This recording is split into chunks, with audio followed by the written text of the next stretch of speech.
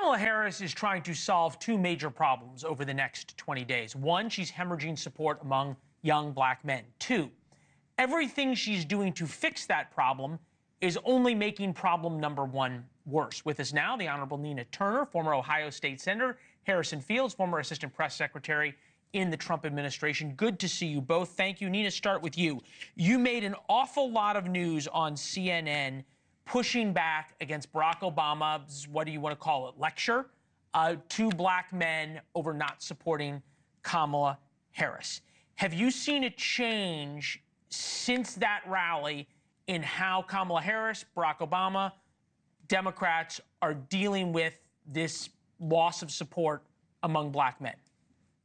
Well, the vice president certainly put out a plan since then. And I want to say, to her credit, when she was interviewed by the Black Journalists Association, she was asked a question about black men. And she did say that it should not be assumed that black men were going to vote for her, that she had to earn their vote just like anybody else. It was President Barack Obama who stepped on the messaging of Vice President Harris. And Leland, it is absolutely ludicrous for anybody to put at the feet of black men any potential loss that the Democrats may have, especially when black men have proven to be the most progressive voting bloc among males when it comes to giving women the opportunity to be president of the United States of America. In 2016, 81% of black men voted for Secretary Clinton, and only 32% of white men voted for her. All right, Harrison, we saw a huge shift in black male support away from Democrats when Joe Biden was at the top of the ticket. To be fair, that number is shifting back to Kamala Harris. It's shifting back quite a lot. Is this going to end up being a non-story by November 5th? Not at all. I think if you look at the numbers, if you look at the support that President Obama had when it came to black men 18 to 44, he was sitting at about 81 points advantage to the Republican in the race. The numbers today say that same category of voter is only about 41% to the advantage of the Democratic Party.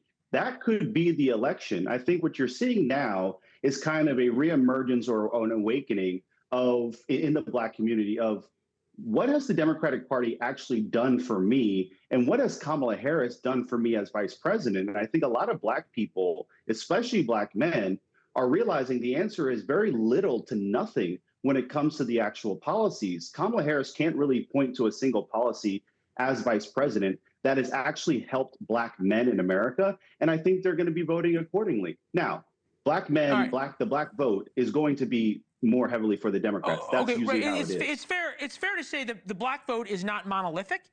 Number one, and young black men and young black men and older black men vote very differently. The age disparity there is real. Nina, the plan you talked about that was put out included legalizing marijuana and forgiving small business loans based on race. A number of black commentators have come out and said, basically, that's just insulting.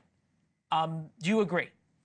Well, we could parse that out, Leland. I'm saying she put out a plan. I'm not saying it's a perfect plan or that I necessarily agree with the plan.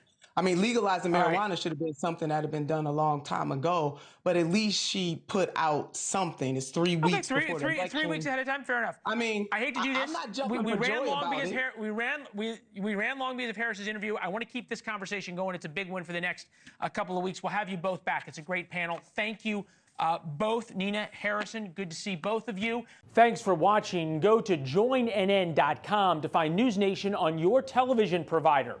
And don't forget to click the red subscribe button below to get more of NewsNation's fact-driven, unbiased coverage.